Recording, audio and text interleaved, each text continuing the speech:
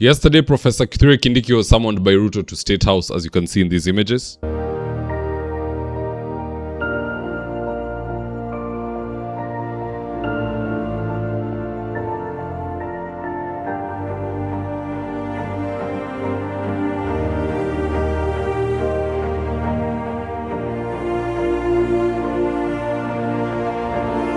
Now, in this video, let us look into some of the reasons informing this late night meeting at State House. And so with no further ado, let's get after it. Number one, President Ruto is set to deliver a special national address tonight, and several media houses have already been invited. Just have a look at this confirmatory tweet from one of the reputable media houses, and I quote. This is from The Alpha House. President William Ruto is scheduled to deliver a special national address today at 7 p.m. What do you expect President Ruto to address in his speech? ?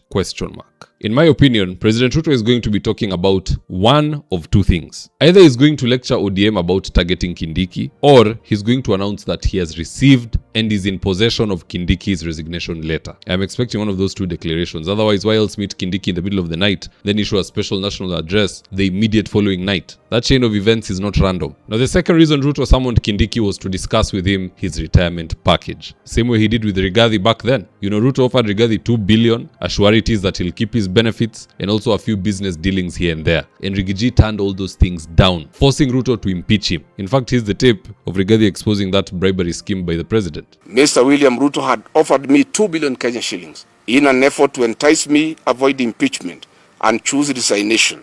But I stood for my rights and that of over 7 million Kenyans who voted for me. I rejected this offer and faced the National Assembly. This is in public domain.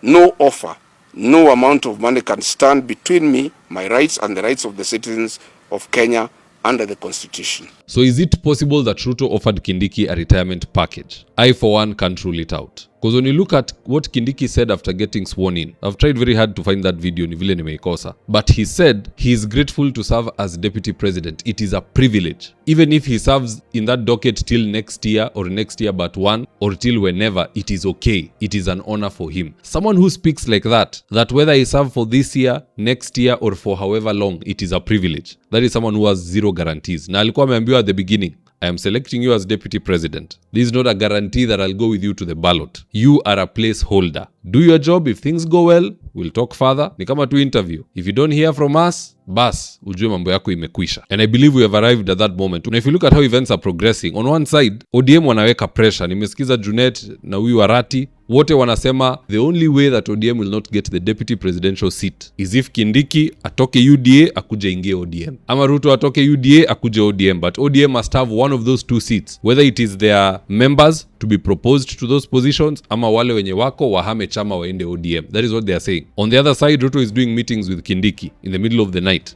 I think Kindiki won't make it. And if at all that is where we have reached, where Kindiki anataka kutolewa, I would advise the deputy president to do these two things. Number one, reject all bribes. Don't take a bribe. Ama ukitaka chukua, lakini usijiuzulu. Do not resign from office. Let Ruto do what he's good at. Betraying people. Allow people to see him for who he is. Si alienda akaimpeach Gachagua. Juu Gachagua alikataa kupewa bribe. Pia wewe kataa. Ndo akutoe, wacha akuimpeach. It is either he impeaches you today or tolerates you until we reset the constitutional clock to end the debe in 2027. In which case, you'll still be the deputy president. Even if he picks a new running mate, until the day where him and that running mate have won or lost elections na wanaenda kuwa sworn in, you will still be the deputy president. Hold out for as long as it takes. Usikue mtu wa kuhama haraka haraka. Even if you're in marriage na mtu anachukua bibi yako ama bwana yako, si huwa unapigania. And if you quit, then you're a dangerous fellow. Number 2, Professor Kithure Kindiki, as he holds out in government, anafaa asanye all the MPs who are allied to him, minus the CSS sababu watafutwa kazi, na wapeleke wa Munyoro. Let him openly associate with DCP. Ili tuweze kukua na Uhuru Kenyatta, Rigathi Gachagua, Kithure Kindiki in one corner. Once the mountain is locked, nobody can be president in this country except for theft. That is the only way. The only way kupita kura kwa hii nchi bila mlima Kenya ni uibe. Or you divide the mountain, which is what Ruto has been trying to do very hard with Ruku. Moi also would sponsor candidates in the mountain kuharibia wengine. But watu wamesoma historia. If the mountain is together, Ruto is cooked. So Kindiki has all the cards in his hands. Let him hold out. I might not like him and his weak politics, but I've always said on this platform that it is the right of Professor Kithure Kindiki to go to the ballot with William Ruto and lose with him there. that right and privilege to lose with Ruto at the ballot should not be taken from him. Hiyo si kazi ya Oparanya, hiyo si kazi ya Joho, hiyo si kazi ya ODM. These are joyriders. Wangoje wakati yao wataanguka kura na huyu rais siku ingine wakijaribu kurecapture power in 2032. Lakini hii ya 2027, it is written that Kithure Kindiki and William Ruto will lose together. Do not interfere with that prophecy ambayo imeletwa na wananchi. Mtu wako na namba ya Kindiki amtumie hii because he'll need this video very urgently. But be that as it may, guys, that's just my opinion. Do drop me your comments in the comment section below and I'll do my best to read them and to give you a response. So with that, here today's ads the day. Enhance your credit management skills at the Kenya School of Credit Management. They offer a 4-month online course where you get to learn credit analysis and relationship management, a highly sought after skill in our current leading market. To get started, call 0727 499 561 or 0722 712 669 or visit www.creditschoolmanagement.net. Register now ahead of next month's cohort. If you're in need of electrical wiring, solar installation, or electrical fittings such as strip lights, snake lights, downlighters, or chandeliers, contact Engineer Wycliffe at 0707 476602 and he'll get your house dapped up.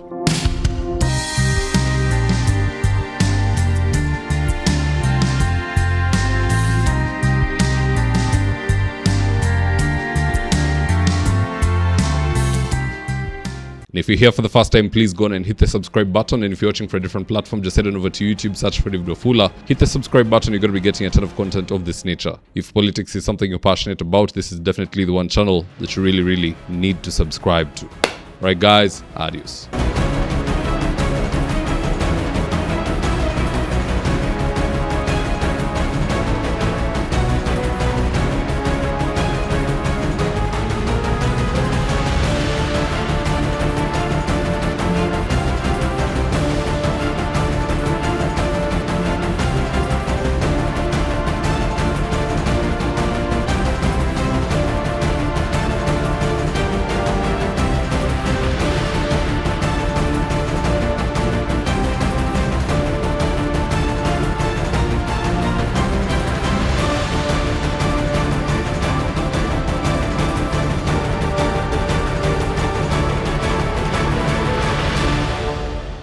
Thank you for choosing David Wafula as your primary news platform. We put countless hours in research, recording, and editing.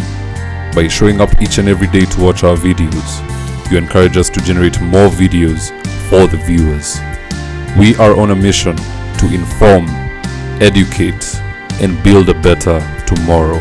To our thousands of followers in a world full of presidents, kings, and queens, you are the real gem. Adios.